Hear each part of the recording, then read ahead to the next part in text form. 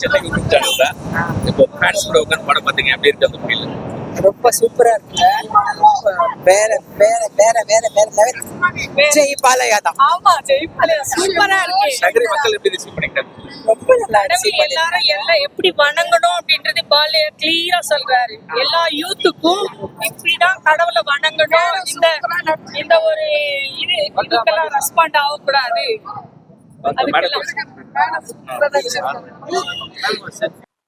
வணக்கம் நண்பர்களே, இது ஃபர்ஸ்ட் ஷோ டாக். இன்னைக்கு நம்ம பார்க்க போற படம் அக்கண்டா 2.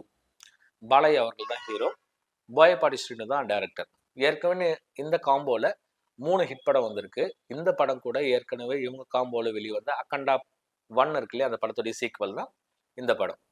படத்துடைய கதையை பற்றி பேசணும் அப்படின்னா, இந்தியாவுக்கும் சைனாக்கும் ஒரு சின்னதாக பனிப்போர் ஆரம்பிக்குது. அதுலேயே அவங்களுக்கு ஒரு விஷயம் கண்மையாகுது, இனி வந்து நேருக்கு நேராக இவங்க கூட மோதி நம்மளால் ஜெயிக்க முடியாது.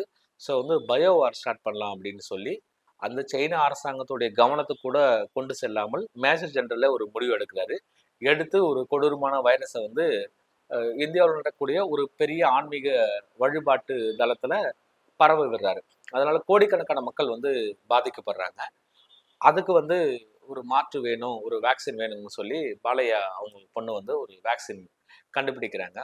அந்த வேக்சின் கண்டுபிடிச்ச பிறகு இந்த வேக்சின் மக்கள்கிட்ட போய் சேராம சைனா வந்து சில உள்ளடி வேலைகள் எல்லாம் பார்க்குது.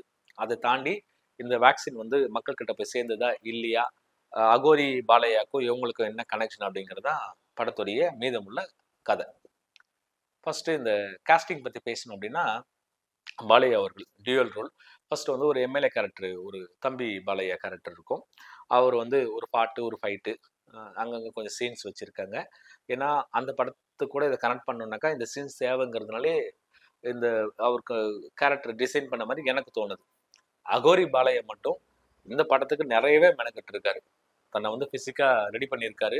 அதுக்கேற்ற மாதிரி மேக்கப் சூப்பராக பண்ணியிருக்காங்க. காஸ்டியூம் டிசைனிங்காக இருக்கட்டும், பாலையா ஃபேன்ஸுக்கு என்ன தேவையோ அதுவும், காமன் ஆடியன்ஸுக்கு என்ன தேவை அதுவும் சேர்த்து தான் டைலாக் எல்லாம் எழுதி சூப்பராக வடிவமைச்சிருக்காங்க.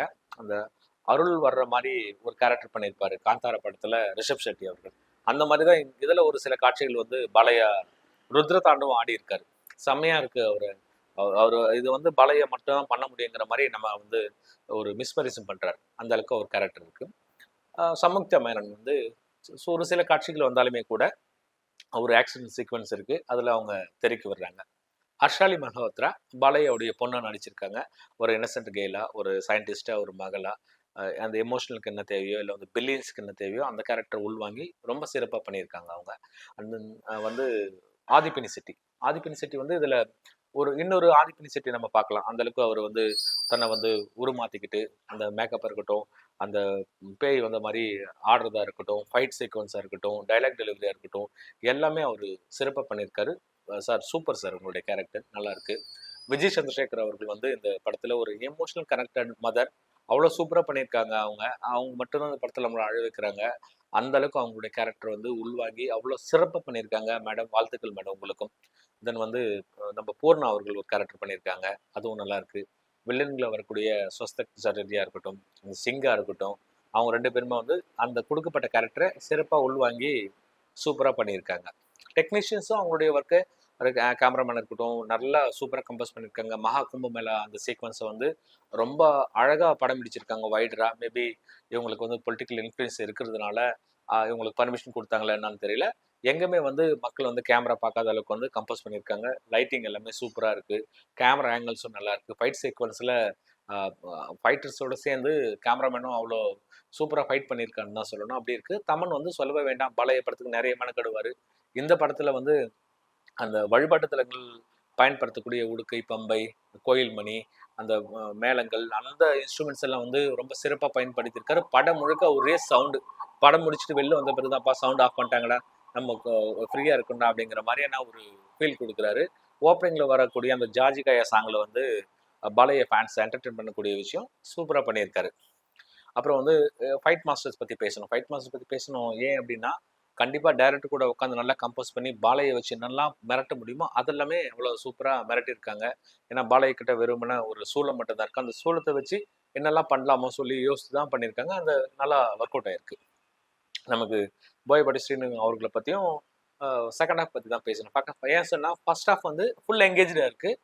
பாலையா ஃபேன்ஸ் மட்டும் இல்லை, நம்மளும் ஃபுல்லாக வந்து என்ஜாய் பண்ணுற படத்தை அந்த அளவுக்கு இருக்குது. செகண்ட் ஹாஃபில் தான் வந்து இவங்க ஆன்மீகத்தை உள்ளே கொண்டு வந்து ஓவர் டோஸ் பண்ணிட்டாங்க. குறிப்பாக ஒரு சில காட்சிகள் வந்து அப்போசிஷன் லீடராக காட்டுறாங்க. அப்போசிஷன் லீடர் வந்து என்னவோ ஒரு பானிபூரி விற்கிற மாதிரி போயிட்டு பிரைம் மினிஸ்டர் கிட்ட பேசுறதும், அதே மாதிரி ஒரு இன்னொரு நாட்டுக்குள்ளே போய் அந்த மேஜர் ஜெனரல் கூட கள்ள தொடர்பு வைக்கிற மாதிரி காட்டுறாங்க. அதெல்லாம் இம்பாசிபிள். ஏன் அப்படின்னா ஒரு எதிர்க்கட்சி தலைவர், ஒரு நாட்டுடைய எதிர்க்கட்சி தலைவர் அப்படிங்கிறவர் இஸ் நத்திங் பட் அப்சல்யூட்லி ஒரு ஷேடோ பிரைம் மினிஸ்டர்.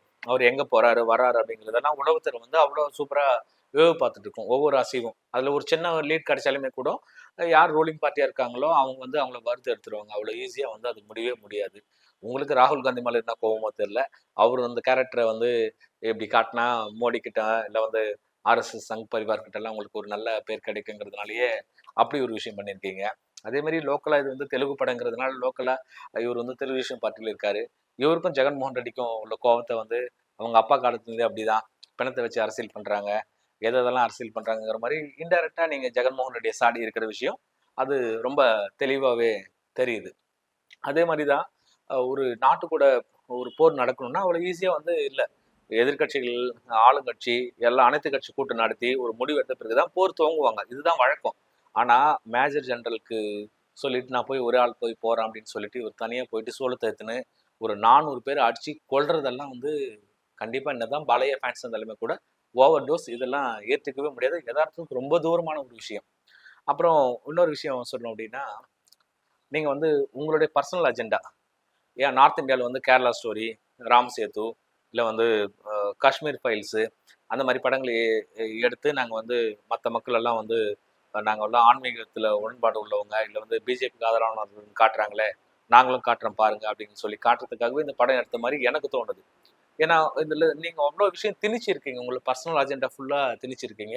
ஒரே ஒரு நல்ல விஷயம் என்னென்னா, பொதுவாக வந்து பாகிஸ்தானை தான் சண்டைக்கு இழுப்பீங்க. இது இந்த முறை பாகிஸ்தானை விட்டுட்டு சைனாக்கு வந்து சண்டைக்கு இழுத்துருக்கீங்க.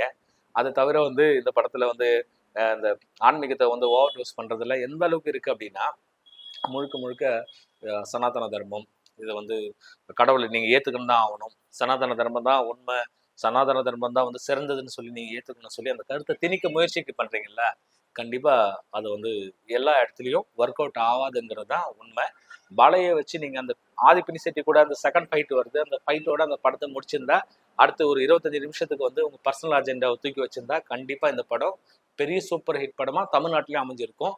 நீங்கள் உங்கள் பர்சனல் அஜெண்டாவை தெரிஞ்சதுனாலேயே இது ஒர்க் அவுட் ஆகாது, மேபி செகண்ட் வீக் எல்லாம் தாங்காது அப்படிங்கிற கசப்பான உண்மையோட இந்த வீடியோ முடிக்கிறோம். அடுத்த வீடியோவில் சந்திப்போம். நன்றி, வணக்கம். சூப்பரா இருக்கு, நல்லா இருக்கு, எப்படி இருக்கு? சூப்பரா இருக்கும். ஃபர்ஸ்ட் கிளாஸ்ல வந்து படா சினிமா எல்லாம் வந்து எல்லாம் வந்தம்மா సినిమాలో ఉంది వెళ్ళతో పైగా సినిమాలో ఉందమ్మా எப்படி இருக்கு மேடம்? Cinema super. జై బాలయ్య, చాలా வேற லெவல். జై బాలయ్య. இன்னும் நல்லா பண்ணா நல்லா இருக்கும், இன்னும் பண்ணா கூட நல்லா இருக்கும். 3, 4 வந்தா கூட அழகா இருக்கும். எல்லாருமே பார்ப்பாங்க, எல்லாரும் ரெஸ்பாண்ட் ஆவாங்க. சூப்பர் சூப்பர், நல்லா இருக்கு, நல்லா இருக்கு. ஜெய் பாலய்யா.